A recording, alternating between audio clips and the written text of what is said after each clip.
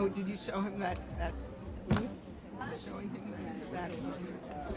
that art that you just scanned for me? Yeah. Oh, here's it. I'm sorry.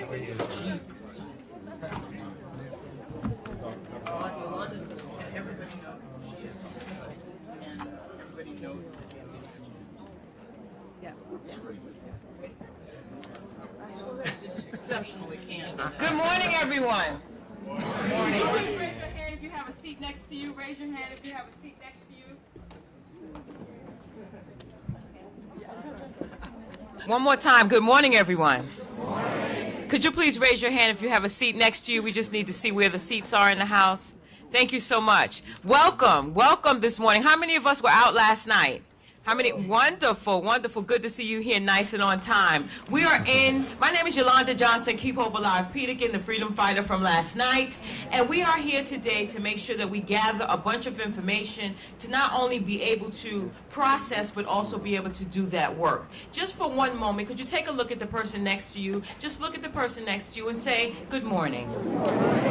Thanks for coming. Tell them thanks for coming.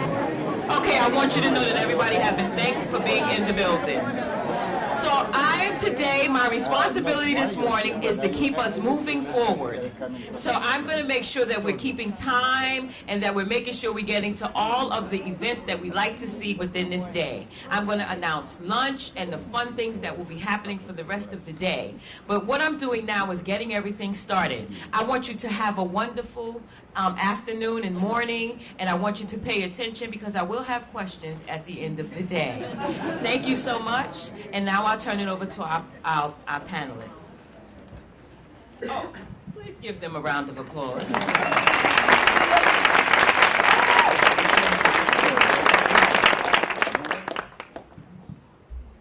Is this working? Yes, great. Oh, it didn't look like it was. I was about to take it apart. Well, thank you all for coming out this morning. I'm Barbara Ransby, and I have the distinct pleasure of moderating this amazing, amazing panel. I'm glad to see so many people were there last night. Kathy said it was the first time they had to actually turn away people, so I think a new venue, a bigger venue might be in order for next year. As you know, the bios of the panelists are in the program, so that saves us time in having to do introductions, but I'm going to do brief introductions. But I just want to say the title of this panel is The Rise of Mass Incarceration and Resistance to It. So we're going to begin with a historical overview from Professor Khalil Muhammad, who, as all of you probably know, is a director of the Schomburg Center for Research in Black Culture and is about to leave us to go from Harlem to Harvard. But you'll come back a lot, right? I'm saying it like I live here, which I don't. but I come a lot too. And then we're going to move to a conversation with Dan Berger and Laura Whitehorn, who also probably need no introductions. Dan Berger is the author of Captive Nation, Prison Organizing in the Civil Rights Era, and a professor at University of Washington. Laura Whitehorn is a longtime supporter of the Black Liberation Movement, organizer and former political prisoner who has been out since 1999 and been raising hell ever since. We love that. And of course, our sister Angela Davis, who was the amazing keynote speaker last night and who galvanizes in our work, in her work, our greatest hopes and dreams for what a liberation movement can mean, and really provokes us, as she said last night, to think beyond the term mass incarceration, but of course ultimately to think beyond prisons. And finally, Paige May, who is my sister comrade from Chicago, who is well known in Chicago for shutting down freeways and confronting cops, and was a part of the We Charge Genocide delegation and works with the Black Youth Project 100. So an amazing intergenerational panel, people who come at this issue from many different angles. And I think one of the things Angela said last night, I think that was very profound. I turned the television on this morning for some reason, and there was, of course, some of the presidential folks. So I think we are in both promising and perilous times. The organizing we do or don't do is really going to determine the future of this country, the world, the planet, unapologetically fascist messages. And whoever wins, a mobilization has already occurred that has made increasingly reactionary, racist, and fascist messages more politically acceptable, more in the mainstream. And so that's a real danger. And so I think we have to take the work that all of the folks here, all of you do, all the most seriously. So the format is that we're going to start with Dr. Muhammad giving an overview, and then we're going to move to Dan, Laura, Angela, and Paige, and then we'll have time for conversation. Each of them will respond to questions. We're going to do this informally, and then we'll hopefully have 30 minutes or so to engage with all of you. And I see people straining. I'm going to leave it to the panelists whether they want to go up to the podium. I know Khalil will. Whether others want, he has notes, but whether people want to sit or make comments, I think sitting might be more appropriate for the format. So without further ado, join me in welcoming Khalil Muhammad.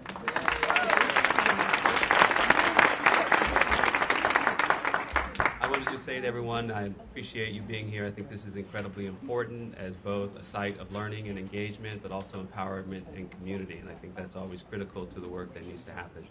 So let me jump in.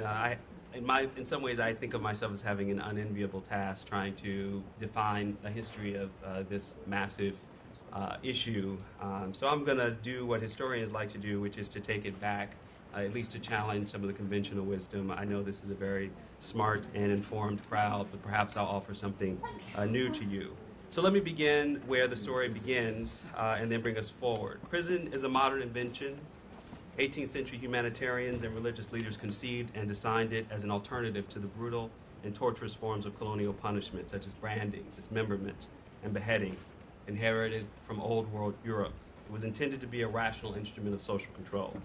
Early prisons shared many common features, such as solitary confinement, religious worship, high rates of insanity, and various forms of convict labor. They were also overcrowded with men of European ancestry. They were conceived in opposition to slavery. According to Caleb Smith, he writes, slavery was the great national scandal of the antebellum age, and therefore, and reformers who built the penitentiary, many of them sentimentalists and humanitarians who belonged to anti-slavery circles, defined this institution against the brutality of the plantation. They represented the discipline of slavery as dehumanizing violence, and their own punishments for Europeans, by contrast, as a set of refined chastisements that prepared the convict for freedom and self-governance. The enslaved Black and indigenous Native American populations remained outside the prison gates, subject to brutal and capricious physical punishments. By today's standards, neither high rates of incarceration nor racial disparity in prison demographics were problems for the new nation. When and how did prison demographics change so dramatically over the past 2 centuries since the birth of the modern prison and in relation to slavery?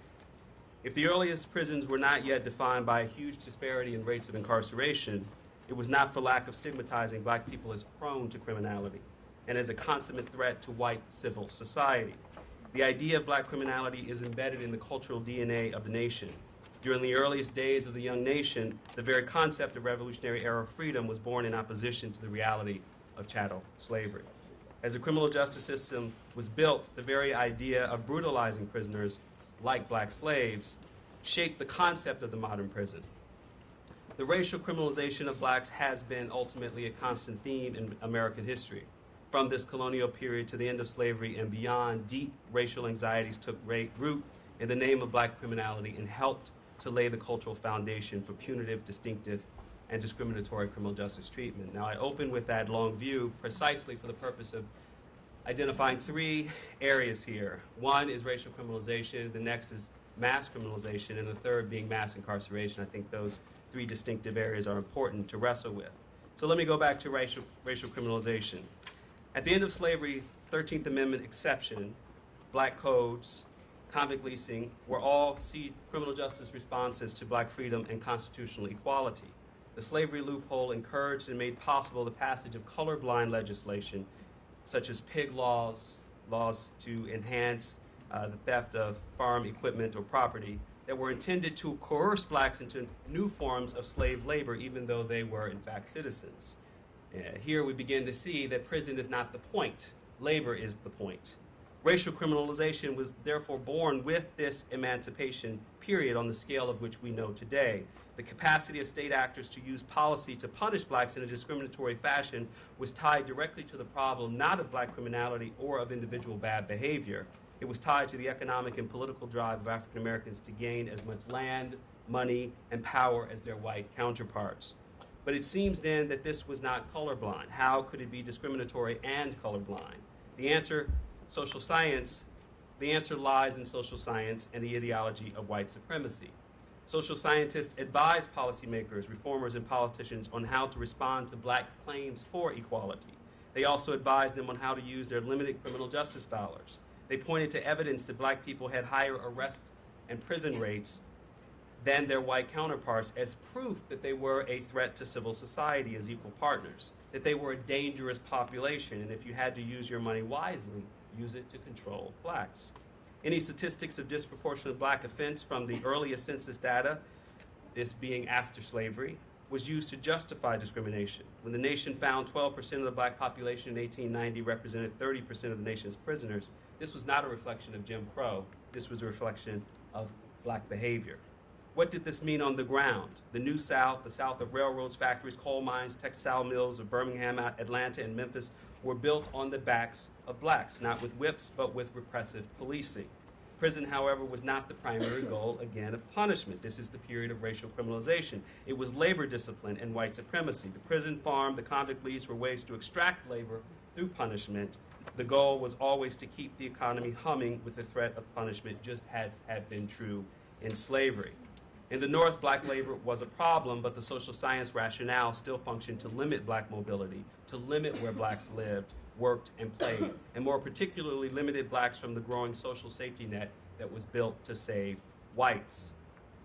The civil rights movement then unleashed two new trends, and Dan will talk a lot about this. The one, the use of jail to target civil rights activists. Jail became the dominant counterinsurgency method against direct action protest. This opens the period of mass criminalization, a period that is also akin to the moment of deindustrialization. Relatedly, civil rights protests became increasingly associated with lawbreaking. In the North, such protests and their more spontaneous counterpart rebellions were increasingly defined as criminal activity.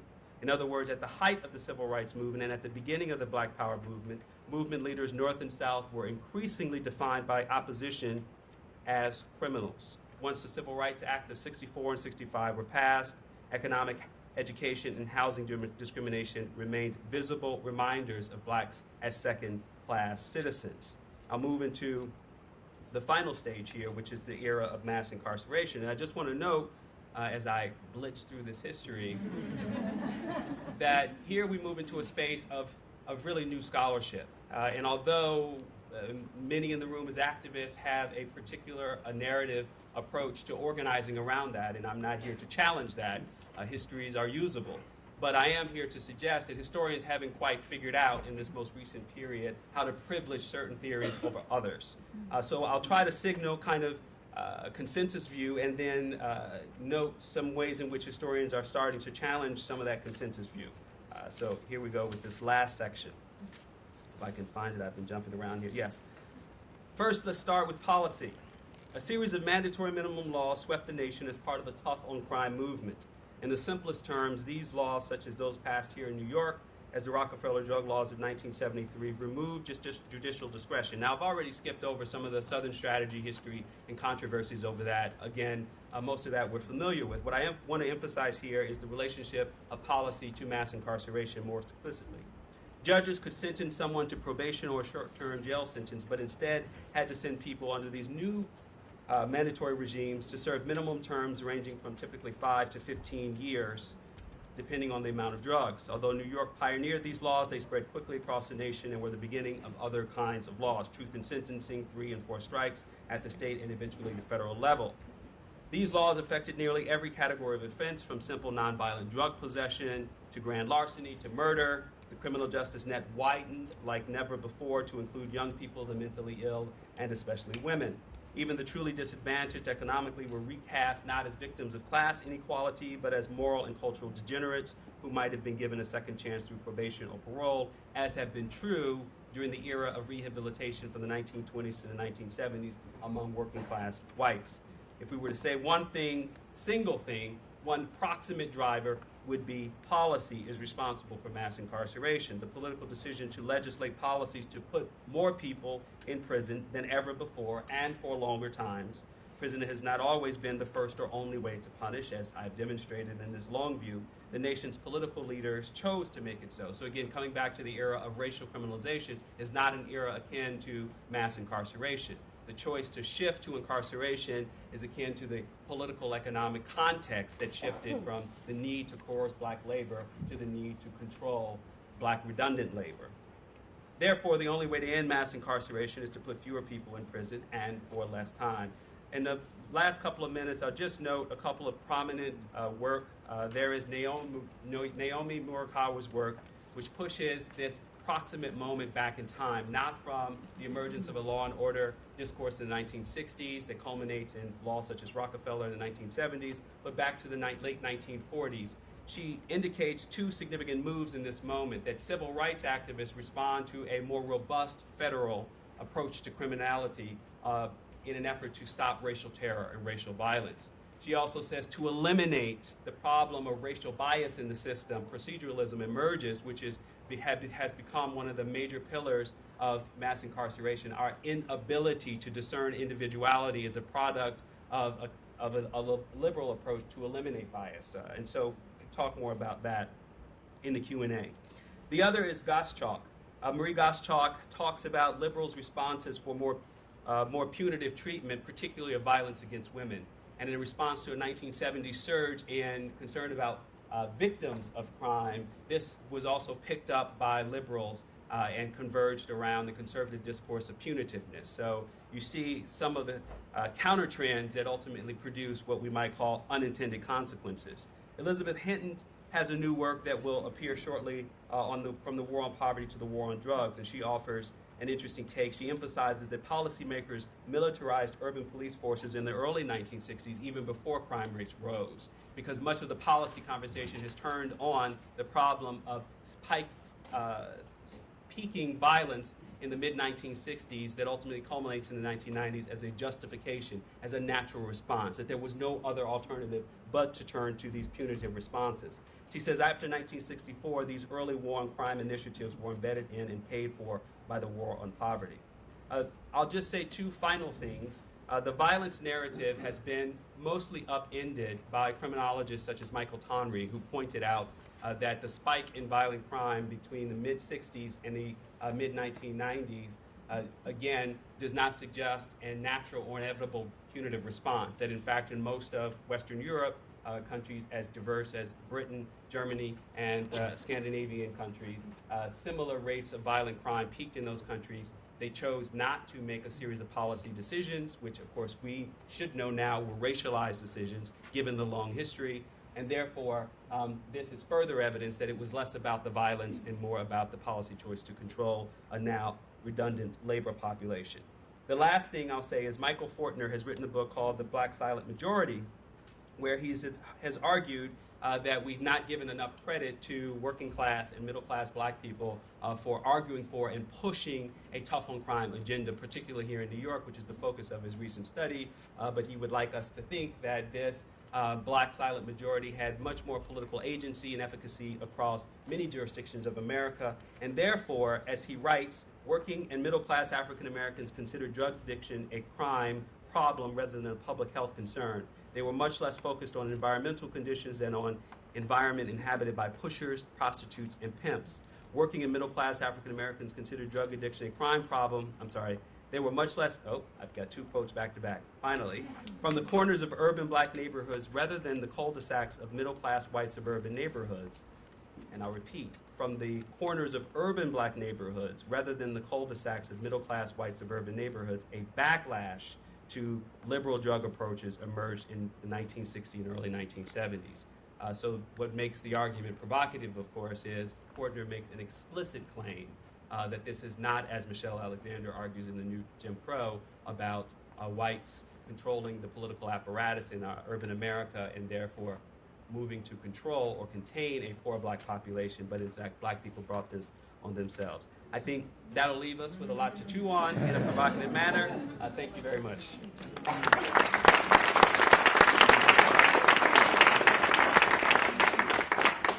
That's what happens when you have a historian do a massive sweep. I never heard you talk so fast. I hope people got powerful content. I mean, two things to hold up.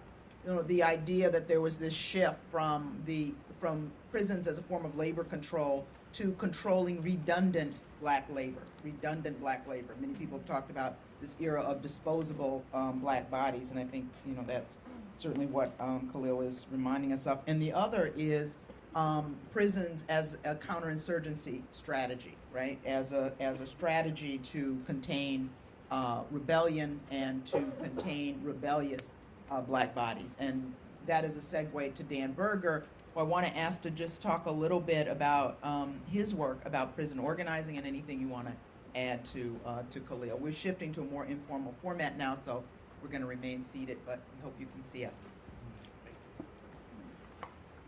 Thank you very much. I'm really honored and delighted to be at this conference in general and at this panel in particular. I want to sort of frame my remarks with two quotes. And the first comes from a prisoner in Pennsylvania in 1971 named Samuel Jordan, who said, quote, "The prison reformer, wittingly or unwittingly, is an agent of capitalism, comma, a used car salesman." This was sort of his take on the kind of last great moment of the problem of prisons being kind of front and center in American politics in ways that we hadn't seen until the last 4 or 5 years. And he's really writing at the peak of the movement that had made that possible, right? The various kind of movements in prison in particular, as well as the movements kind of around prison and against prisons that really put the problem of prisons front and center for American politics and society. And I think I'm going to return to Jordan's marks in a second, but just to sort of situate that in relationship to the larger black freedom struggle as a fight against prisons, right, and a fight against criminalization more broadly. Khalil talked brilliantly, if quickly, about how central, right, racial control and management has been to the history of punishment.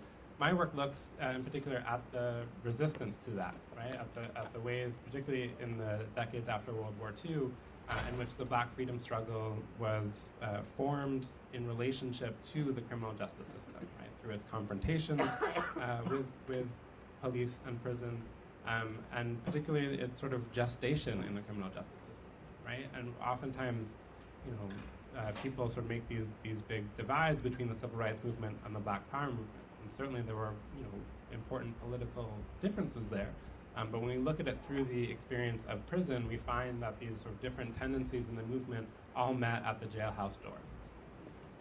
So when you think about all of the kind of famous heroes and heroines of those movements, right, all of them had criminal records, right? As did the many unsung and sort of unknown heroes and heroines of that movement, right? So that is not just a coincidence. That formed the kind of logic and goal and structure of those movements, right? Martin Luther King writing in Why We Can't Wait that the experience of going to jail made black people impatient to be free, right? It had this sort of counterintuitive resonance that, jail was supposed to be the kind of most taboo site imaginable, right? The most sort of violent site of white supremacy. And in fact, right, movement actors saying that they went to jail voluntarily, right? They survived, and in fact they were stronger from it, right?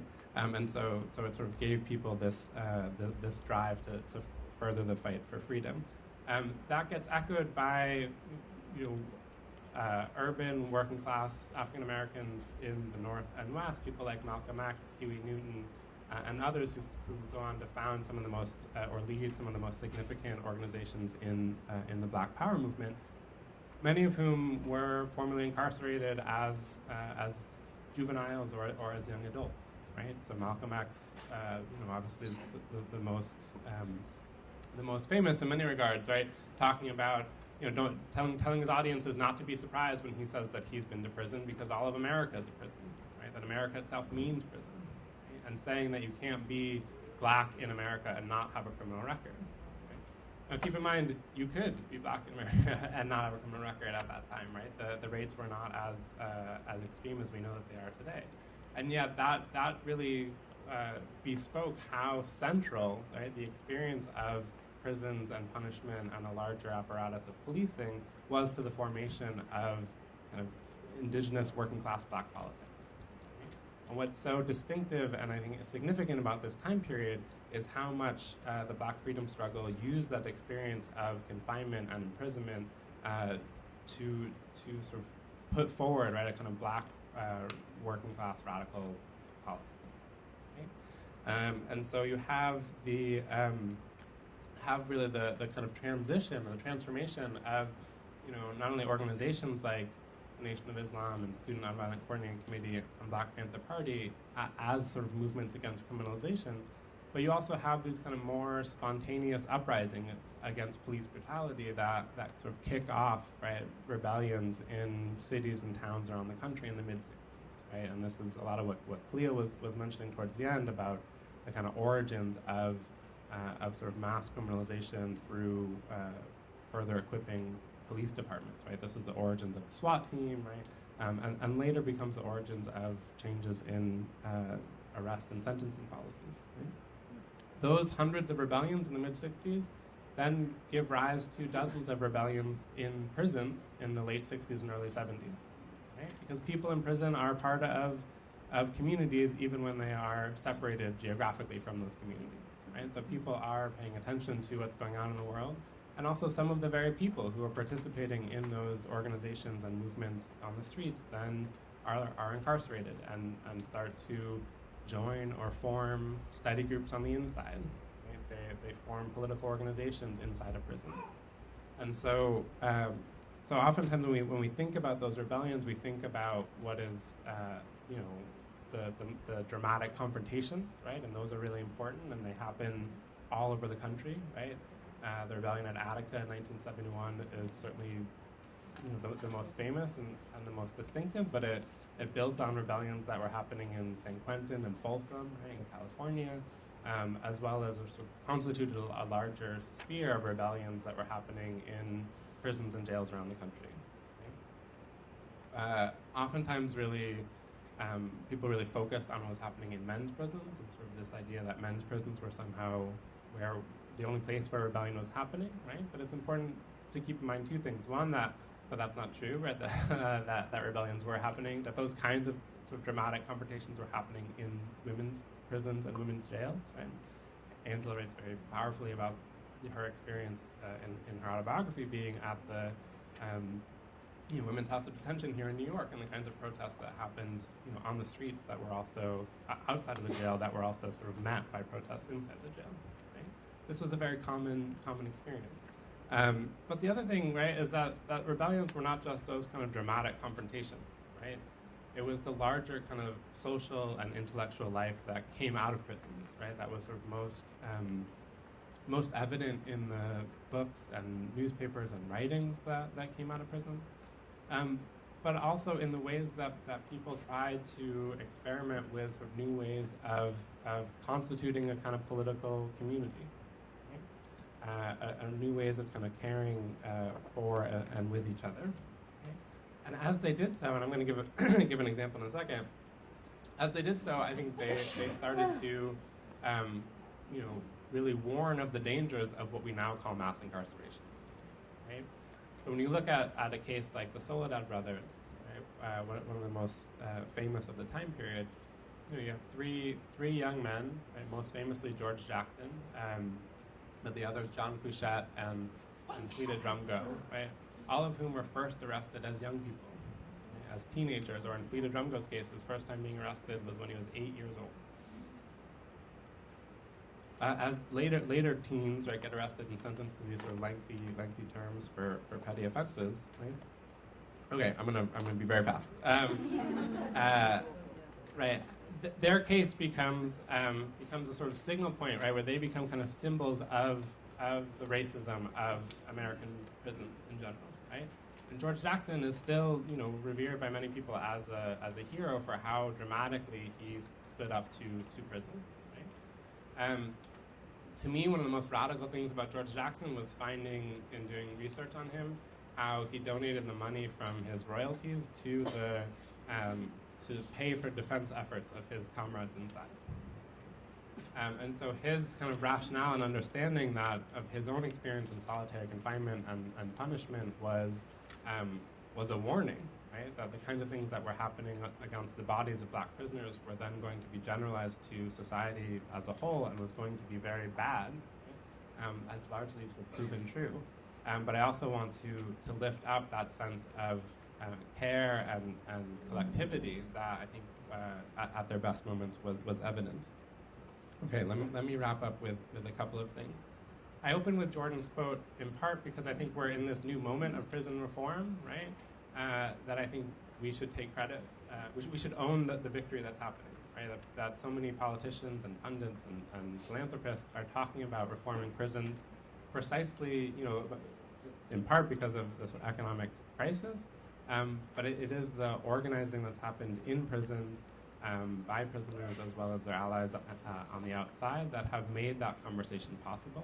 Right? And yet it is people in prison and their allies and formerly incarcerated people who are routinely and systematically excluded from those conversations, right? From actually shaping the policy of what it would mean to quote unquote reform prisons. Right? This is why the work of abolition is so important and imagining something beyond prisons. But it also provides us an opportunity to engage.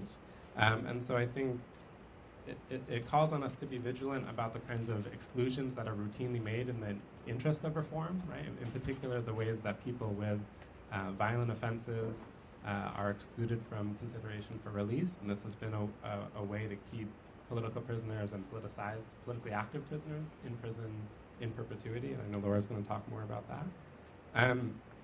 And that's why, and honestly, this is the last point, that's why I think so many activists in prison and out of prison are really returning to some of the thinkers and ideas and frameworks of that prison movement in the 60s, 70s, and 80s as a way to make sense of what it is we're fighting for. Right? And so I've been particularly inspired, and this is the second quote that I mentioned that I want to frame my talk, by the use of a quote by Assata Shakur, former Black Panther, former political prisoner, and now political exile, that Black Lives Matter activists have really mobilized in many demonstrations today. So I want to end with that, and if you feel free to repeat after me as well. But Assata said, quote, "It is our duty to fight for our freedom. It is our duty to fight for our freedom. It is our duty to win. It is our duty to win. We must love and support each other. We must love and support each other. We have nothing to lose but our chains." We have nothing to lose but our chains. Thank you, Dan.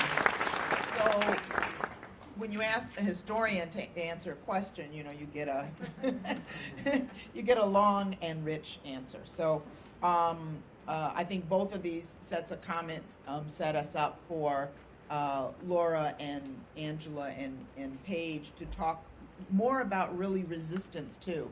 And I wanted to invite Laura, who is herself a political prisoner, as I mentioned before, to talk about this question of prisons and the carceral state is really controlling and targeting the Black freedom struggle and the work that you've been involved in. So, good morning. I'm so honored and intimidated to be on this particular panel.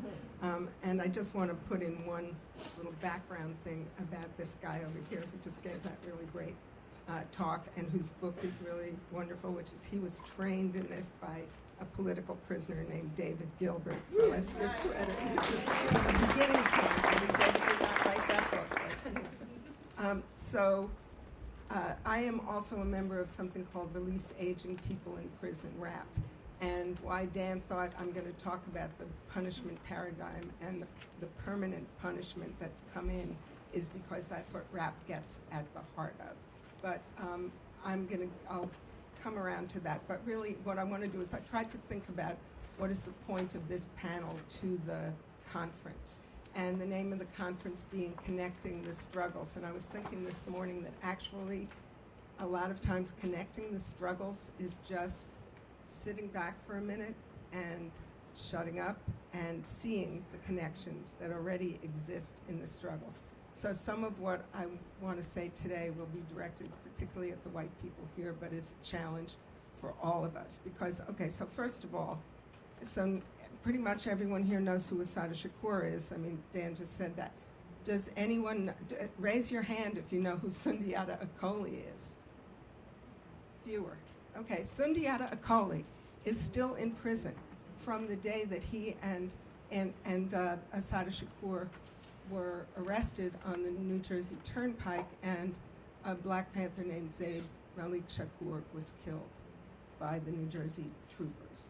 And Sundiata is among a group of probably something now close to 20 or 30 Black Power political prisoners. So I'll come back to that.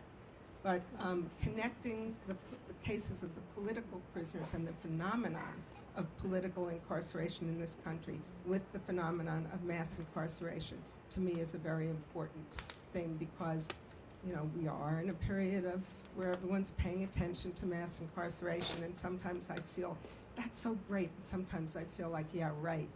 What are we going to get out of this? And when RAP meets with politicians, sometimes we argue about their bills that cut out, that exclude, even from compassionate release, people who are convicted of the worst crime you can commit, which is to kill a police officer. So I want to look at two events that have been discussed already that are connected, which was the assassination of Fred Hampton in 1969 in his bed, a young, extremely powerful, brilliant leader within the Black Panther Party, and 3 years later, the Attica Rebellion that Dan has talked about. And the reason I want to connect those is because I think that we make a mistake if we think of the prison system as a separate system in this country. To me, it is important to recognize that the prison system is part of the imperialist state, or if you want to call it the capitalist state inside the borders. However, I think of it as imperialism because, as we said in the 60s, imperialism imprisons whole nations, and I think that within this country there are nations of oppressed people. And we began last night that wonderful talk by Abraham Paulos about the Native American people being the first exiled from there, and interned. So to me, that is a key question. It's a key question that to me explains why there are the political prisoners who, inside the Black political prisoners, do not get out year after year.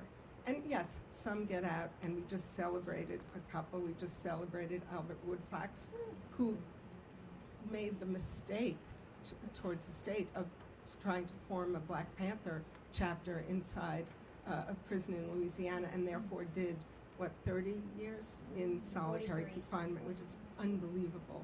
I think 40. 43, well, he was in for 43, okay, 43 years. So the reason that I point back to Fred's assassination and then Attica is that what I think was going on in those days, and what the reason why the Panthers were so targeted by the state and were targeted by the counterintelligence program, is that they didn't just represent an organization, they represented the coming together, a leadership for the rebellions that Dan was just talking about, that were going on. If anyone, there are other people in this room, I know, who are on the age category that I am, who remember Watts and Harlem and Cleveland and Ahmed Evans, who was a man who died in prison from the rebellions in Cleveland.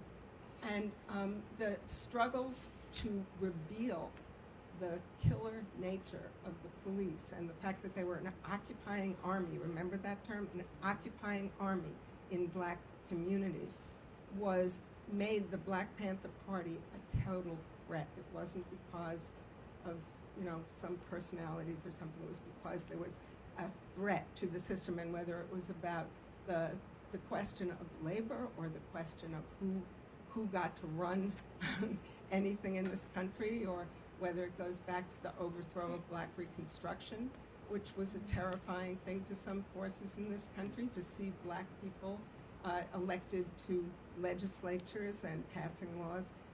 That, to me, was the reason why there were those repressive incidents, the massacre of 39 prisoners at Attica and the killing of Fred Hampton and others in their beds. So out of that connection comes a narrative that includes the political prisoners in the question of mass incarceration. And I want to quote Chokwe Lumumba, the late radical and mayor of Jackson, Mississippi, a wonderful man, who said when he was talking about the Scott sisters, a case some people may remember, if you don't, you can look it up. He said that in the 60s, the FBI, the secret police, basically at that point, used the counterintelligence program to destroy radical organizations and revolutionary individuals. And that in the modern day, mass incarceration and the war on drugs takes it a step further and doesn't just remove the organizations, but decimates the communities and destroys the communities. I think it's called collateral damage by some people. I think it's more fits in the word genocide. And if you live in New York City and you walk around bemoaning the gentrification of neighborhoods the way we all do, it was mass incarceration and the incarceration of leaders in the generation before that made that possible. So, okay, so I'm done. So I just want to name some of the political prisoners. There are 5 in New York State alone, and they're all within driving distance. Herman Bell, Jalil Muntakim, both have been in for 43 years. David Gilbert, whom I mentioned before, the white anti-imperialist. Abdul Majid, and who am I leaving out? Robert Seth Hayes. And very close by in Philadelphia, in Pennsylvania, we have Russell Maroon Shoatz. These are all people who have been active leaders in the Black liberation struggle. And like a recent very good essay by Robin D.G. Kelly, I think it's important to talk about national liberation struggles and not just bad things happening to Black people. So the final thing I want to say is, and this, I am a child of being trained by SNCC, so I am talking to the white people a lot, is that when we don't look back and see the connections among the struggles, is when we allow something like the rate of incarceration in this country, like the rate of police killings to go on. And, you know, I looked at the room last night and the movement, and it is very exciting. It's exciting because it's not just about prison reform. It's about some kind of revolutionary taking of power and changing the paradigm in this country. We can't do that if we believe the categorizations. So, the criminalization of all Black youth, that played a role. Calling political prisoners terrorists. Mujahid Farid, my partner in rap, likes to talk about political prisoners as having been the canary in the mine shaft, where things, and it's true, I was held in preventive detention for what, 3 years? For longer than anyone had been at that point. And, you know, it was allowed, and now no one gets bail. But the things of putting people in solitary. If we accept those categorizations, if we accept that the political prisoners are in there because they did violent things, and therefore we look away, then we will be left with the same situation we're in now. And the last thing I want to say is, terrorists, we have to reject the lies that are being told to us about all the Muslim prisoners who are doing these intensely long sentences for, in some cases, absolutely nothing other than saying, I don't like this government, and you're Muslim, so all of a sudden you're a target of the FBI is going to start to give you, try to get you involved in plots. And there is something called No Separate Justice vigils the first Monday of every month. Look online for No Separate Justice, and you will see some of these cases. So if we believe that those lies, we will be left totally powerless. And Thank you. can I just say one last thing? I just want to end by bringing 2 names in. to repeat the urgency of the moment. So there's Brother Abdul Shahid Ali, who was in for 50 years in Lorton, D.C., and worked with the RAP chapter in Washington, D.C., and who just died last night, I believe. He was in prison for 50 years, and when he got out, he was too ill to go to his own welcome home party. And Omar Nayef Zayed, who was assassinated by the Mossad in Bulgaria, who was a former political prisoner of, in Israel, a Palestinian who was just assassinated. So we have our work cut out for us, and we've got to do it fast before Trump takes over. Thank you, Laura, so much. So we have two more panelists, and I promised this would be Q&A, but there's so much to say, and it's such an important conversation. But next we have Angela Davis, who again we heard give a brilliant keynote last night, and I wanted to ask you, Angela, to talk about, you could talk about so many things and could come into so many different ways, but to talk about critical resistance, which you helped to co-found.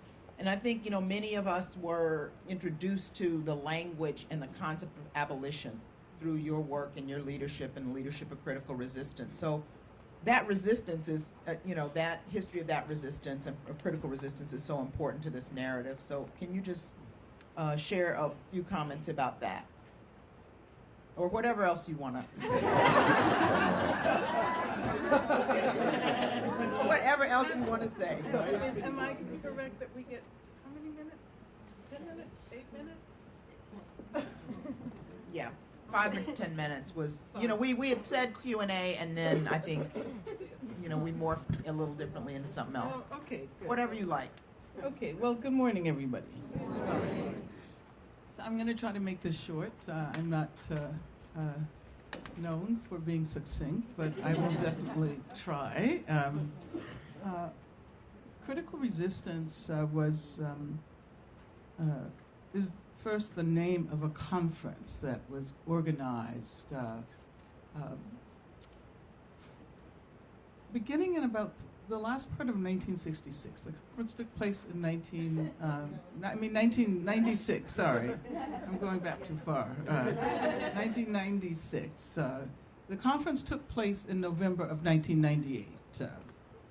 And the history of the way that conference was organized is really fascinating, and someone should really write a dissertation on that if there are any graduate students in the room.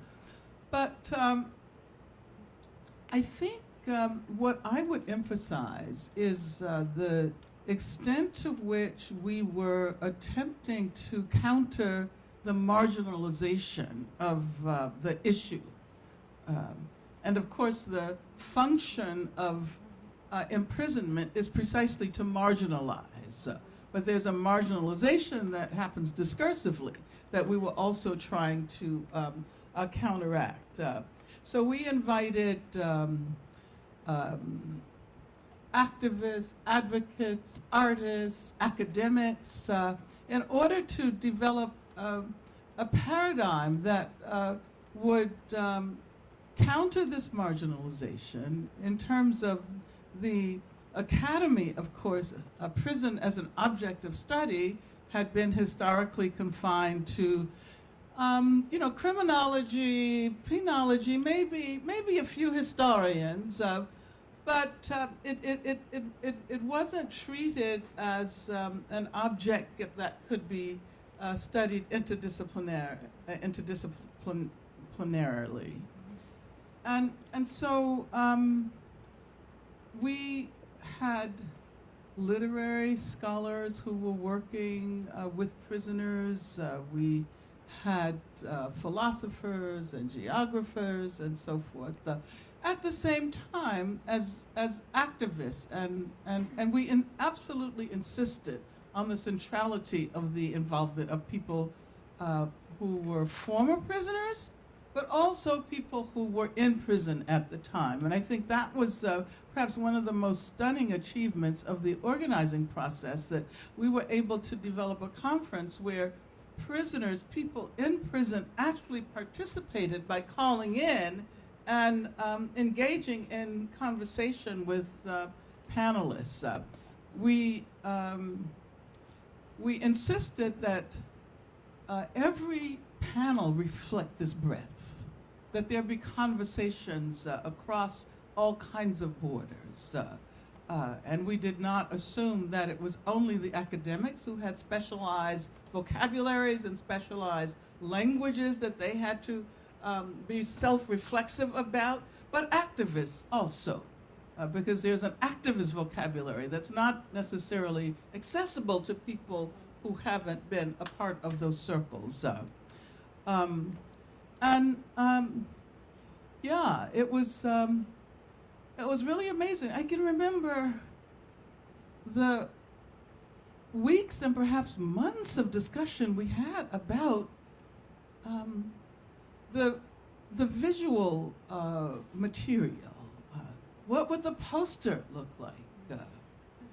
And we said that we ended up trying to come up with something that would not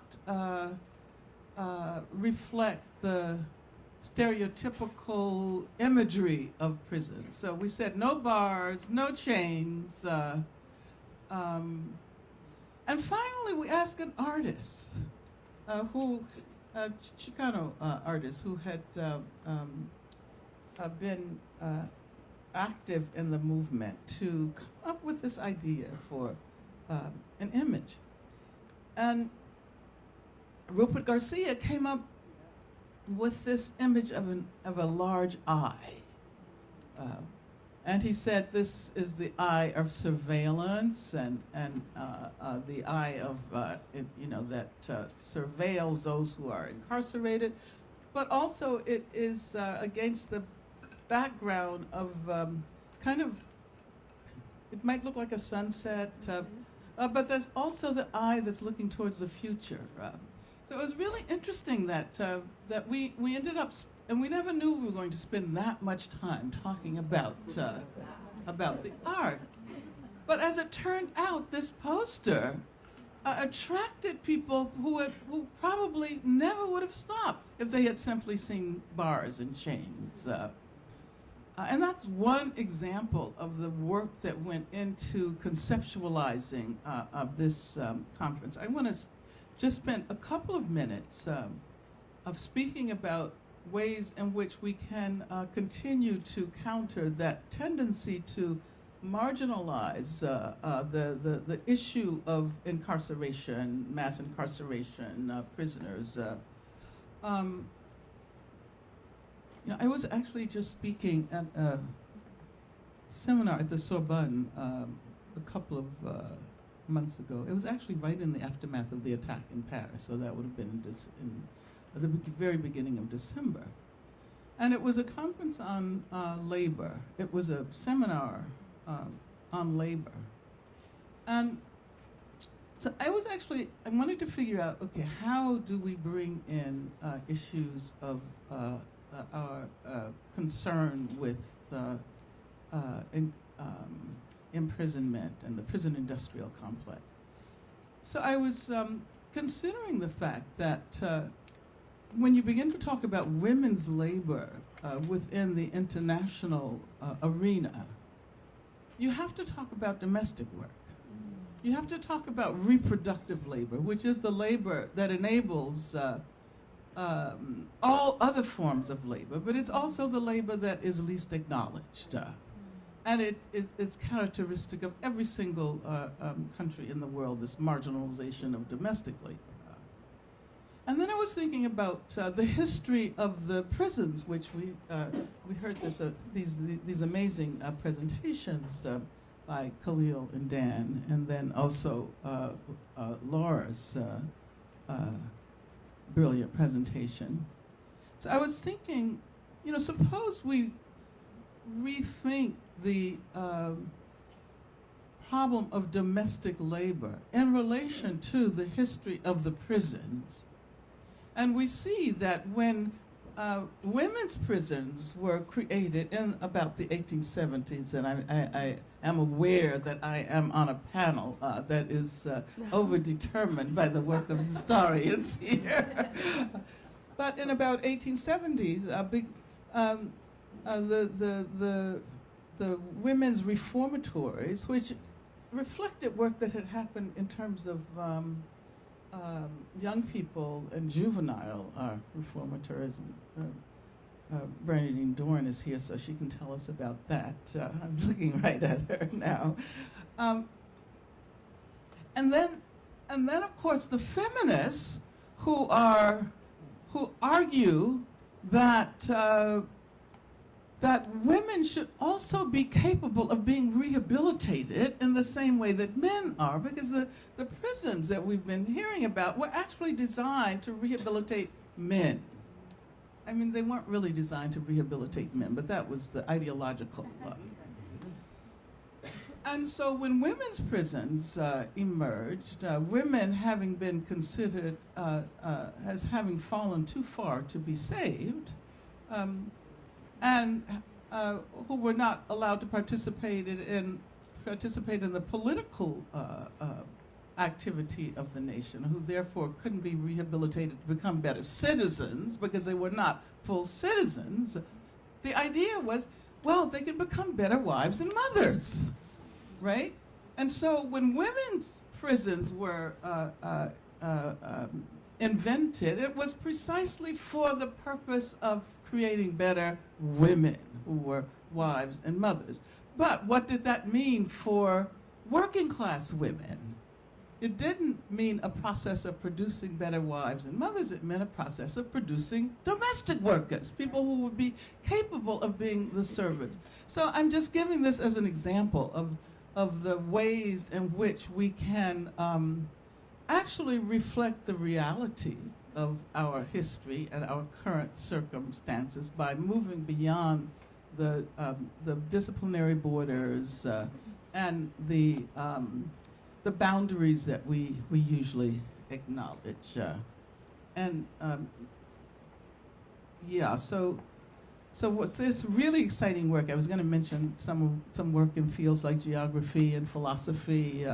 It's so interesting that what we might call interdisciplinary prison studies or critical prison studies has emerged as a field during this very same period. Yeah, and maybe someone can ask about that. But the final point I want to make is that none of this would have been possible without the contributions of people in prison. So we have to acknowledge that.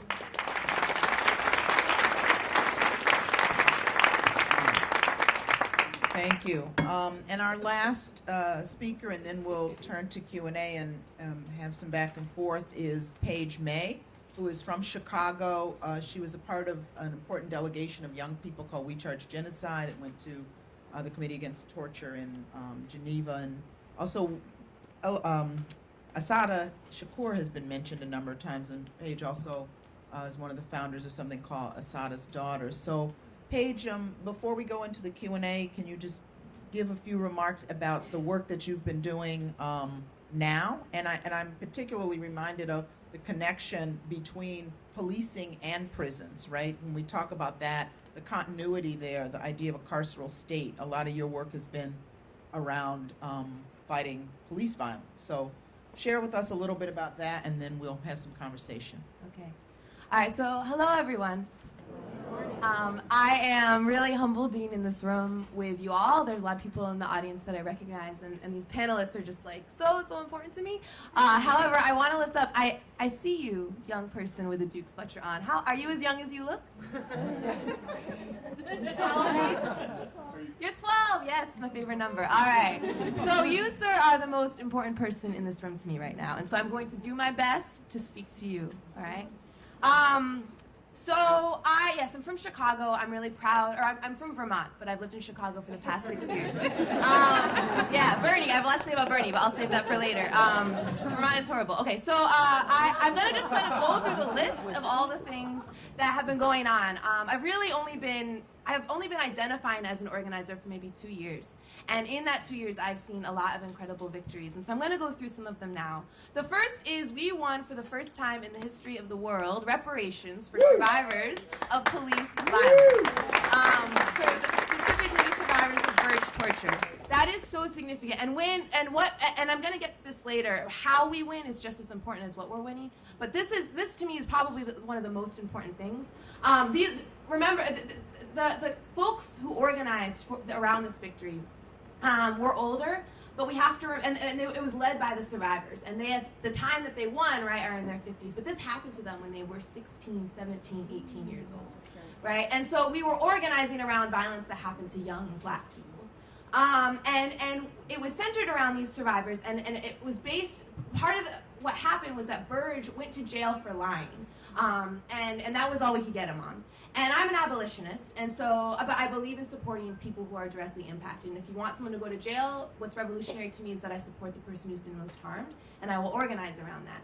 But because you couldn't retry him and he'd already gone to jail for lying, it forced the movement to think about what else other than incarceration can we hope for. And so this reparations ordinance was developed that had financial compensation, which is great, $5 million, which is not enough. But also it said, you know, we want a memorial to be built in Chicago, right? We want a mental trauma center, or not a trauma center, a mental health care center to be built on the South Side. We won that. And one of the most important things to me was that this now has to be taught. The Burge torture and the resistance and the win for reparations for black people now has to be taught in all Chicago public schools, middle schools, as part of their history classes. That's huge. Chicago, so I know New York, I've been really inspired by what New York City has done around stop and frisk, and we were studying what happened here in New York City and tried to bring that back to Chicago. And there's a long story. ACLU of Illinois is horrible, but we won. And Chicago actually has, it stops and frisks people at 4 times the rate of New York City. And so we organized to begin the process of doing what New York has done, which is we've seen what I've heard is a dramatic reduction of stop and searches that are taking place. And so the first thing was we got this ordinance passed that now requires Chicago police to document who they're stopping, if there's a search taking place, and why they feel they had the need to do so. And we got that passed, which is huge. And interestingly enough, they just changed it where now they don't have to document it as much because the Chicago police were saying that it's too hard to fill out this paperwork, and they're not stopping people as much because of the paperwork. So we passed this thing, it's called Shy Stops. We made it so they have to document it to a larger extent than they did before and make that data public, and apparently we led to them stopping less people. We got our superintendent of police fired, Barry McCarthy, as well as the head of the Independent Police Review Authority, which is not independent at all. We are very close to getting this Dante Servin, who murdered Rakia Boyd 3 years ago, fired. Not quite there yet, but we've made it through 4 levels, I think, at this point, of what it will take to get this man off of our streets with a gun and a badge. And then the Fearless Leading by the Youth, young black people from the south side of Chicago, forced the University of Chicago, one of the largest private, I never thought they would win this. They forced University of Chicago to open up a trauma center, to reopen up a trauma center on the south side. Because young black people were dying on the way they're in our neighborhood, right, saying that Black Lives Matter, but then they closed down a trauma center. Anyway, so that's another thing. Rasmia O'Day, a Palestinian woman who was sentenced to 18 years, or 18 months rather, and was sentenced to be deported back to Israel, where she was a political prisoner, tortured and raped by the state of Israel. She has a partial victory in which she's filed an appeal, and it has been recognized that important witnesses and testimonies were not included, and so it looks like she's going to have a full victory and that she'll be able to appeal this. And the fact that she was tortured by Israel and raped by folks in an Israeli prison will now be able to be used as evidence as to why she's here in the United States. So that's huge. What else? We went to the UN because a friend of my friend's, Dominique Franklin, was murdered by the Chicago Police Department in May of 2014. As far as I know, only one article was written about his passing, and it referred to how a young criminal was shot and killed, and it said his name, and that was all. And that was the story, right? But that is not what happened. Damo was someone who was loved. Damo should be here, right? And Damo was someone whose death mattered, but also his life mattered, just if much more than his death. And we made that the story by going to the UN, by charging torture. We got his paper and his story and the violence of his life being taken into newspapers around the world. And now every year on May 20th, there's something called Damo Day, where it's a celebration of his life and Black resistance. So those are some of the things that we have done in 2 years. The Department of Justice coming to Chicago is not a victory. That was not something that we were asking for, at least not my people. So I want to say, the point here is that I do believe that we are winning. And I think that we're winning because there has been, ever since especially Ferguson, right? The state has been acknowledging there's a problem, right? And the instinct of the state is to be like, when they are forced to admit that there's a problem, is to immediately contain it, to limit, to put boundaries around what the problem is, and fix it through some kind of policy, through some kind of investigation. And we have refused to let them contain that, right? And we are pushing, it is not just about police violence. Police are just the gatekeepers to prison. And many people, like the reason that we have police, right, harassing and criminalizing young Black people is because Black middle-class people and white gentrifiers are calling them, right? They're calling the police saying, hey, we need to handle this. So police violence is a reality, is representative of white supremacy, right, and of anti-Blackness, which predates white supremacy. And it is something that implicates much more than just police officers, and much more than the police officers who murder young Black people. There's also, right, I consider the fact that we are winning because I'm going to claim this. I think Trump is us winning.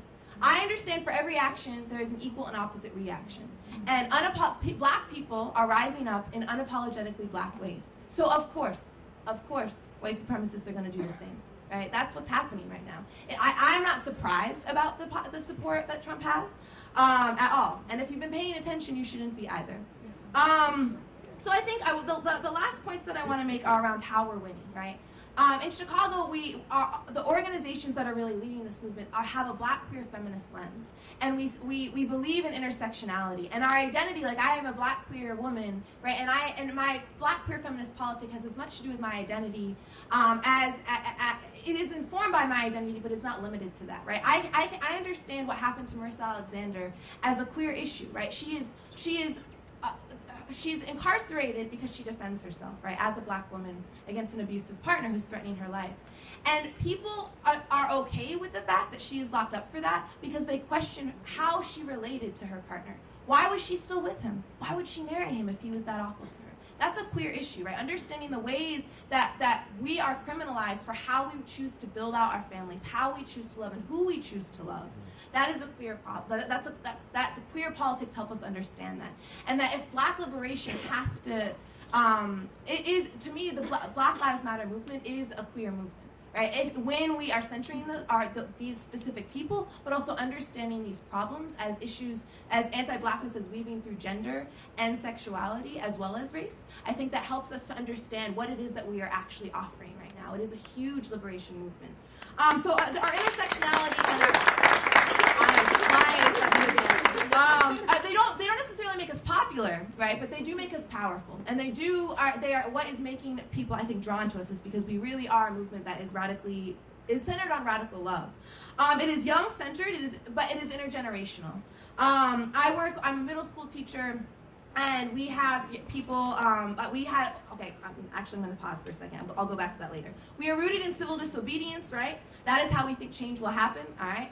And when we were asked by the mayor to have a meeting to talk about the Quan McDonald video, we turned it down and we had a press conference instead. And our youngest speaker was 12 years old, Jakaya Hobbs. Our oldest speaker was me, I'm 27, right? And that made news, right? And that really changed the game to turn down a meeting with the mayor. When President Obama wanted to meet with our people, Aislinn said no and wrote an article saying why she didn't want to just be a soundbite for the president. When we went to the UN, we were not there trying to get them to admit anything or to apologize or promise to fix anything. We went and this was my favorite statement. It was read by Asha, and she said, "And so our delegation of 8 Black and brown young people who have traveled here are not asking for any favors, are not accepting any apologies. We are calling on you to admit to the endemic and structural violence that exists within the system of policing and criminalization." And so I'm going to end there by what's so important to me about what it is that we're doing is we're not asking the state to fix it, right? We have one of our main campaigns right now is trying to get Anita Alvarez out of office. She's a state's attorney. I can answer that in the questions. I'll speak more about that in the questions. So we are holding people in elected positions accountable, but we don't believe that the state is going to fix this or free us. And so we have hit the mayor, the president, and the UN saying, you aren't going to do anything for us. What we're asking for is you to just admit that it's a crisis that you can't fix. And I'll stop there because I'm well over 10 minutes.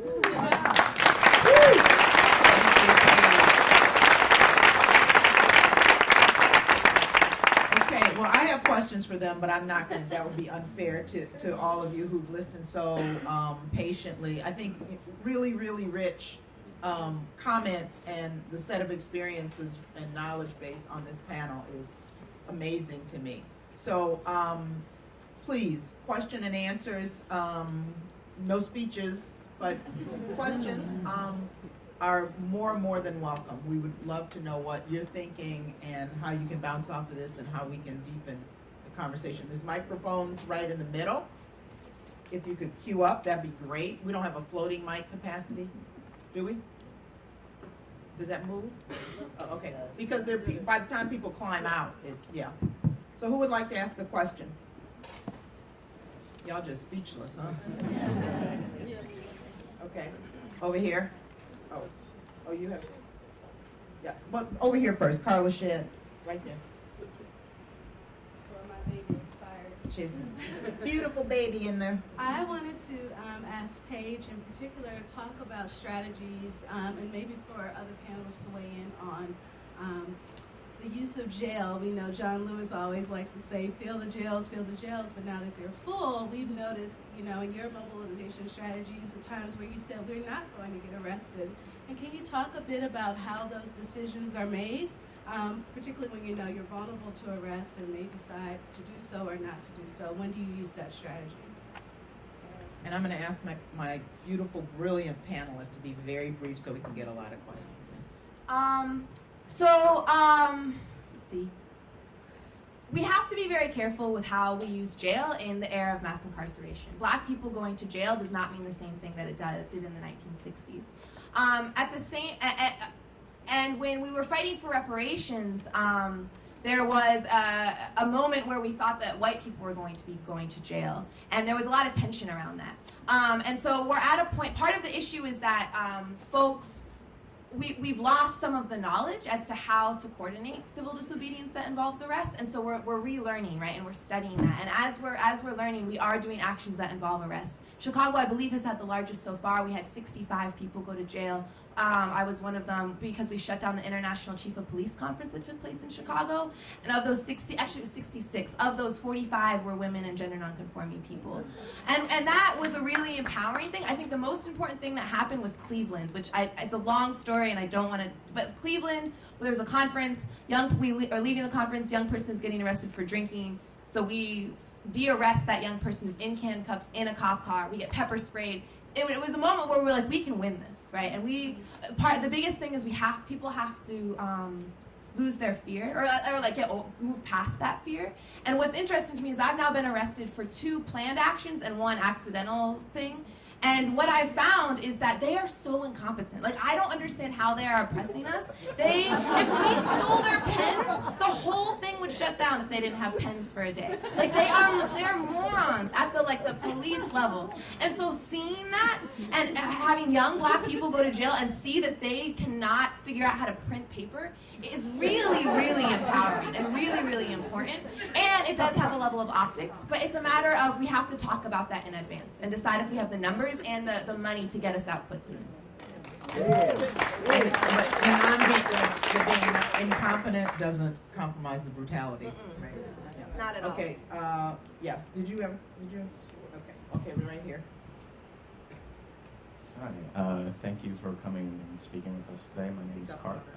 My name is Carlos. I wanted to ask, I've been doing this some activist work and working on a project about mass incarceration, but so far in my career, in my life, what I have experienced is that with these kinds of issues and how we're addressing them, we're operating in spaces not only as activists, as community members, but we're working now in institutions and organizations, for-profit or non-for-profit.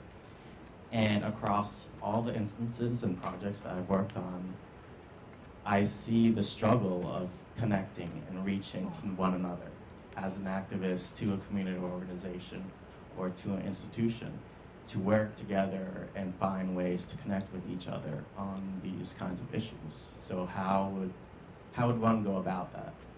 Connecting issues. Yeah. Okay. So I'm going to take, in the interest of time, I'm going to take a couple of questions and then I'm going to give you all the opportunity. So we'll queue up the questions. The next person is right here and then right here. Hi, good morning. My name is Noelle Whibbler. I'm a Harlem resident, born and raised. And my question is, how do we have police authority have a closer connection with the people here, in, not just in Harlem, but in the Black communities in general in the United States, in a way that their training is not just a few months. For example, we have a person that wants to go to college, they have to take 4 years to be an undergrad, to graduate. Why is it that a police officer has only a few months to be a police officer? Okay. And then they're on the streets with a gun? Okay, thank you. Right here, third question, and then we'll. So far, how to connect the work and more police training, would that make a difference? Hi, my name's Nicole. I have a question about connecting struggles and what I see as missing in this conference overall. So last night during the conversation, the moderator posed the question, what are the difficult things to say? And the gap that I see in addressing incarceration is that we talk about breaking open cages, but that the largest number of bodies held in cages are not being addressed, and that's non-human animals. Why are we not talking about this connection between human liberation and animal liberation? Also perhaps possibly like earth liberation, and that we could probably enrich our theory as prison abolitionists if we look at how the logics that run through non-human animal captivity, logics of entitlement, domination, exploitation, are all the same logics that uphold and make larger the prison system. And that we could also probably gain insight in our fight for liberation by looking at the logics of animal liberation, saying that all things have inherent dignity. So I just wonder what your thoughts on that are and how we can connect these struggles more. Thanks. 3 disparate questions. So who wants to, I think the first question was about connecting the work, which is really the theme of the conference. Then the very specific question about training more cops, and this question about animal liberation and animal rights. Anybody want to tackle any of those? I would like to just, yep, you got your mic. I'm not going to speak so much to the connecting. I think that has to do with a couple of things, and one is listening to people. I mean, for example, in New York State, there's a group called the New York State Prisoner Justice Network, and they started out, we founded it, I can't remember what year it was, but we wrote to all these different people in prison and got lots of letters back, and they said the single most common request was parole. Make the parole system let us out, and whether they were eligible for parole or not. So that's something, things to listen to. What I wanted to say about, you mentioned 501c3s and institutions. For RAP, what's been really important is when we get the support of academics and people who have the resources and the history to do the research. And then we use that research for our advocacy. And that's such an important thing. So if you're a student and you're thinking about doing a paper, listen to what Angela said about a paper she or research she wants. Listen to the activists and the communities and back us up with that kind of stuff. Working in HIV, I know. When you've got the numbers, you have an argument you can make. So I just wanted to speak to that. On the police, I think we need community control. That's another question, not retraining. Yeah, I guess I would say that we need to work on all levels, in all arenas. I think it's counterproductive often to argue that this is the most important arena to work on. So making the connections to very briefly allude to your question is precisely about recognizing how we can work together. Those of us who are abolitionists are not required to say that no work with the police is meaningful. What we say is that this is not going to solve the problem, right? But sometimes we have to recognize that for the sake of those who stand to lose their lives or live much more difficult and horrible lives behind bars, we have to call for reforms. But we don't assume that those reforms are going to solve the problem. So that, yeah, and I actually wanted to just say a few words about the relationship between human liberation and animal liberation. First of all, we can't assume that there is a connection that is the most literal connection that we see. But there is a very, and I'm referring to the fact that animals are held in cages and zoos, and of course there's a connection, but that is not, I don't think that is where we want to go. I have a PhD student, Eric Stanley, who wrote his dissertation in precisely on that question of attempting to find ways of linking animal rights to the struggle against the prison industrial complex. But just as, and I was trying to allude to this last night in more sloganistic terms, I think, because there wasn't time, but there isn't time now either. So, yeah, the abolition is not so much about abolishing prisons. It is, but it's about producing a world that has no need of these forms of punishment. So that means that we have to attend to a whole range of issues, including the way animals are treated, including, I think, did I say something about food? Did I say something about last? You did. Okay. No, I did say something about Monsanto, for example. Yeah, and the way animals are bred to create food that is killing people. So I think that the approach is to understand the intersectionalities, to understand the ways in which one issue cannot be fully apprehended without attending to the other. Yeah. Let me do a time check. Since we started 5 minutes, can we go 5 minutes over? Okay. Briefly, because we have a couple other questions I want to I think all those questions for me, I think they're all connected, and the animal rights piece is something that's really important to me, but I don't get a chance to speak to very often, so yeah. But to me, the police violence is real, right? Prisons are horrible. I think we have to push past that, right? And to see, like, young black people have been saying this for a very long time. And that is as much of the problem, right, as anything else. The fact that a young black person can say there's a place, it's called Home and Square, where they're taking us unconstitutionally and doing all these things to us, and no one believes it until a reporter from The Guardian says so. That is anti-blackness, right? And so training cops is not what, we don't need that. We need people to respect young black people. And that gets at the fact that anti-blackness is distinct. To me, they're not the same logic. They share similar technologies. And I think you were just speaking to that. We have to be very careful with how we compare what happens to black people with what happens to animals, because that has been used against black people before. But that when we're talking about connecting issues, right, we don't want to collapse or homogenize the problem. We need to build a world where it's okay that we're different. Our struggles are different. Our oppression is different. Black people are not oppressed the same way as brown people. Black people are not oppressed the same ways as animals. But we're trying to build a world where those differences don't naturalize your oppression or naturalize your domination. And that idea of hierarchy is the problem. There's more that I want to say, but in the interest of time. Let me, this sister standing over here, just wanted to ask a question. You had a question, and then here and there. I don't know, what, is there two mics? Are there two mics?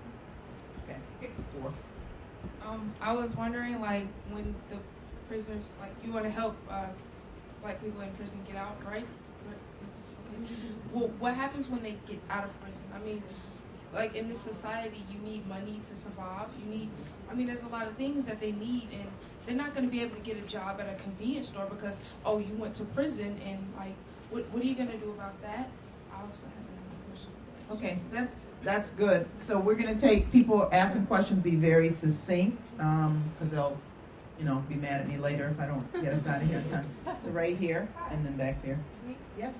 Okay, so I just wanted to ask the panelists, what are the concrete narratives that you each think that we need to amplify through both media and public art and public space on a national scale to move forward abolition? Okay, in the back.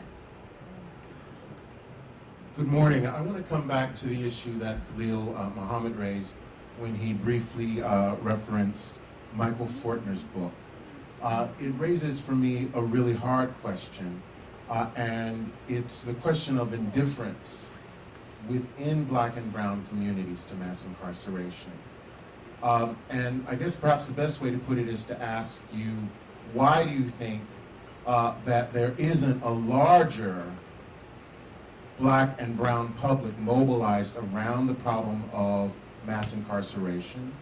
And even to the extent that there is consciousness around these issues in Black and brown communities, how do you explain the resistance to the making of connections to different forms of mass incarceration? The fact, for example, that we have not done nearly enough work in educating people about the connections on the one hand between the prison and the immigration detention center, and that perhaps it's a divide and conquer strategy, but populations who are linked in terms of their fates with respect to the carceral state and imprisonment see their situations and their struggles as not only not connected, but as inimical. How do we think and work our way out of that impasse? Excellent question. Thank you. There is some progress on that front. There was some collaborations in Chicago. Paige will make a 30-second reply. Actually, this person right here, I think, was next. I'm sorry. I hope I'm seeing the cue properly. This is going to have to be the last question, I think.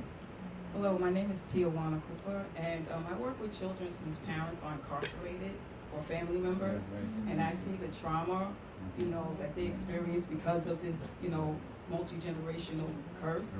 And so I want to know if someone can speak on, what is needed to provide services, or how can we address this issue with our children, because our children are going to grow up and become adults. And if this is not treated effectively, then they too will be, and then incarcerated as well. Thank you for bringing that up. I'm not going to repeat the questions because that would take up time. So I hope I see everyone's writing. So I'm going to give each panelist really a minute to be succinct and address one of the questions that was put on the floor. Whoever would like to start. I'm gonna use my minute. I'm at time too. Great, thank you. So in addition to being a scholar, I also am an activist. I helped start a group called Decarcerate PA in Pennsylvania. And we talk in Decarcerate PA about how prisons are an example of bad intersectionality, right? They bring together people who are oppressed in these sort of multiple vectors. And so the movements that respond to them and engage them need to be examples of good intersectionality. And I think not only do they need to be, but in fact, right, as Paige so beautifully laid out, as well as several of the other co-panelists, they increasingly are, right? And so I'll just say very quickly, in Pennsylvania, right, it was people coming from the AIDS movement, and particularly the kind of intersection of AIDS movement, re-entry work, and queer and feminist and other kind of struggles against state violence that form that group to stop the state from building new prisons and to fight to release, to end life without parole sentences. Right? All of that being intersectional with work. So I just want to say, and this is about the question that you asked about where people end up, is that one of the things that we've noticed last night and every place else is that what has fueled this movement the most is the participation of formerly incarcerated people. And that in New York City alone, there are lots and lots of people who are facing that question about reentry. And it's a question that gives us a chance to say to communities, RAP goes to community boards, they're fairly conservative, and says, damage is being done by this situation. We can have a great experience of being a community again by taking this on, helping.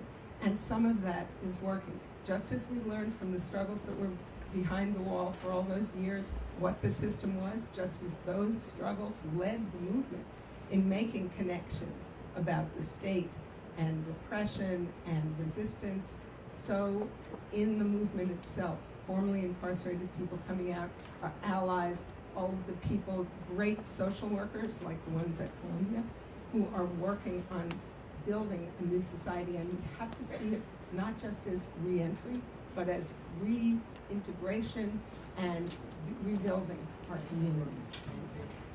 Okay, Barbara, you're gonna be mad at me. I'll do it though. 1 minute. So I'm gonna cut you off. You are. I know you will. I know you will. All right. So yes, we did an action. The last action I was in was organized by organized communities against deportation, mostly brown folks. In response to recent raids, we shut down the street in front of the ICE and ICE headquarters in Chicago, and then we had some folks do a mic check inside. And so myself and Asada's daughters participated in this, and then also some members of BYP 100 as Black people in solidarity. And we didn't do it because we think that, again, our struggles are the same, but because we need each other, and they're our friends, and they've done the same for us. And we shouldn't have to be able to recognize and understand completely to show up for each other. And so what was interesting, though, was that those raids, the way that they worked out was police showed up and said, we're looking for a Black person. And then that's how they opened the door, right? And when we were in jail, I usually get read as Latino when I'm around other brown people. My brother, though, has dreadlocks, and he does not. He's always read as Black. All the protesters, because everyone's calling in for them, get released everything's moving quickly. And that's the thing. When you go to jail for an action, it's very different than if you go to jail, as most Black and brown people go to jail for. And so he is left in the bullpen for hours. I get out, and he's still there. They haven't even begun processing him because they think he's just another young Black man there for drugs. That broke my heart. So I'm going to keep going, though. Concrete narratives, push past the spectacle. You shouldn't have to get shot 16 times for people to give a fuck that you are dead, right? You shouldn't have to be shot 6 times and left in broad daylight in front of all your neighbors to bleed out in the street for us to give a damn, right? Stop and frisk is enough, right? The occupation of police in our hoods, the constant criminalization of us for just being is enough for outrage. And there's a terror to the mundane of policing. I think also, right, what we do about this trauma, we need healing, we need trauma, we need therapy, all those things. But there are some, like, at the end of the day, there are people who should be here who are gone. There are people whose names we don't even know. When you think about the people who are dropped into the ocean as on the way through the transatlantic slave trade, right? And all we know of them is the pounds of weight that were dropped into the ocean on that day. The only way we can honor our debt to the dead, the only way we can honor our debt to the trauma, the only way we can honor the children of Flint who will live with the consequences for the rest of their lives is a complete transformation of society. And what Blackness offers, I'm going to keep going. That's a good note. Yeah, That's yeah. a good note. I know. You can't follow up to that. I That's can, perfect though. ending. But what it means to be human is being challenged by Black people right now. And that is why, so when we say Black Lives Matter and that I am a man, even though it's really gendered, right? Human with a capital H is developed at the same time as anti-Blackness, right? And Black people have never been allowed into the category of human with a capital H. And that's why people hate it so much. It's because we're saying that the way we exist and who we are is just as human as you are and deserves the same amount of respect, but it expands the category.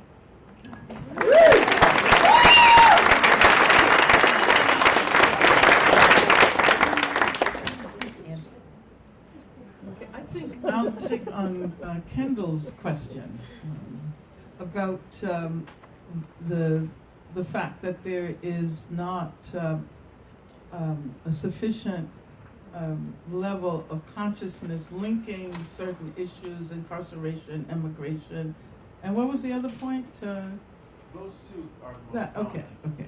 So what I want to do is approach those questions as in terms of the history of organizing, and approach those questions as questions that really are only capable of being resolved through practice, through doing the work.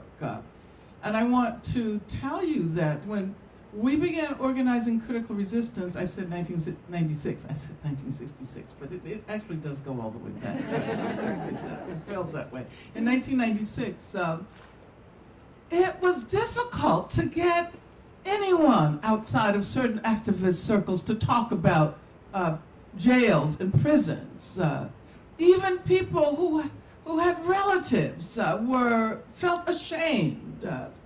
And so as I look back then, what I find astounding is the way in which the public discourse was capable of shifting as much as it did. As a matter of fact, it was kind of scary that within a few years, everybody was talking about prison industrial complex, because we actually decided to introduce that term as a way of countering the inability to find a vocabulary that allowed people to talk about what was happening behind bars. So I think in terms of the relationship between mass incarceration and immigration, we have to do that because we know that in terms of the private prison industry, immigrant detention is the most profitable sector at this point of the private prison industry. So I think it's really a question of organizing. It's creating popular narratives that will bring communities together and allow us. And finally, let me say it's about capitalism. I mean, that's what we haven't been able to talk enough about during this panel, but I think basically it's about producing and popularizing anti-capitalist approaches.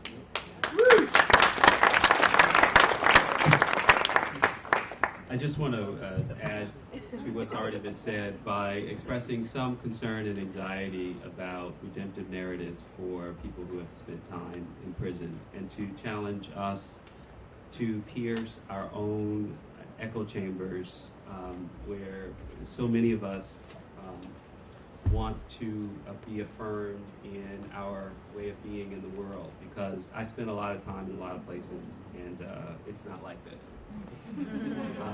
So to Kendall's question about how Black and brown people can embody punitive notions, how they can imbibe the most individualistic narratives of American exceptionalism, they've been imbibing them for generations now, and particularly since the social movements of the 60s.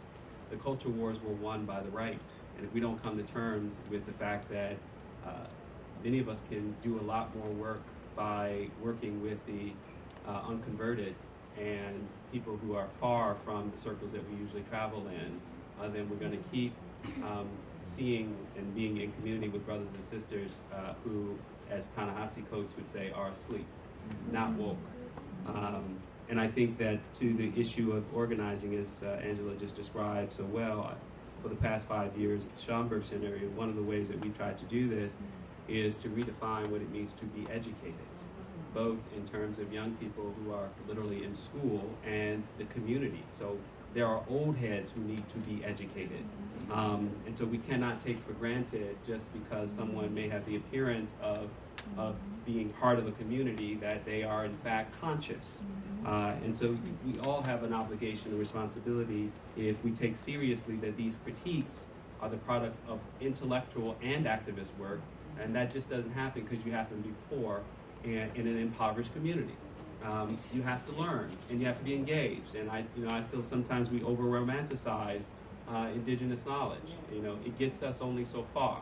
And coming back to this notion of redemptive narratives, for people who haven't really been touched by this kinds of consciousness, Ray Kelly used to brag in the height of the critiques of stop and frisk about being able to get off the subway anywhere in New York City and have his fans come up to him and say, thank you for making our community safe. It's not a lie. And so, you know, if we're not touching those people, and if we're not challenging those counter narratives rather than just being in the communities that we're comfortable with, then we're losing part of the battle. Thank you. I think that's a good point to end on. We have another panel. Join me in thanking this amazing panel. And I also want to thank at the beginning Kathy, Boudin, Cameron, Cheryl, and Geraldine, who are the core of making this amazing conference happen every year. Again, there's another panel in this room very soon. We apologize for going over. Thank you all for being here, and again, thanks to this amazing plenary. Thank you, ladies and gentlemen. We ask that you do not move. We ask that you do not move. Seriously, we have a 10-minute break. We'd like you to come back at 11:50. Those of you who are in this room already, we ask that you stay in this room for the next panel. You can run out to the bathroom, but we ask that you stay in this room. If not, your seat may be taken, but we ask that you come back at 11:50. Thank you.